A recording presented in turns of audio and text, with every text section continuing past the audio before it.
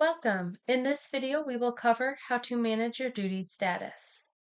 From the dashboard of the Geotab Drive app, drivers will need to select the HOS feature.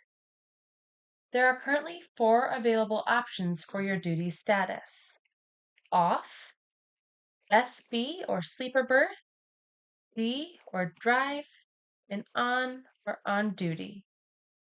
The ELD mandate requires that we automatically record a drive status anytime that your vehicle moves anything over 5 miles per hour. Because of this, drivers should not need to manually switch over to a drive status very often, as the system will automatically switch over for you. The on or on duty status is also often automatic.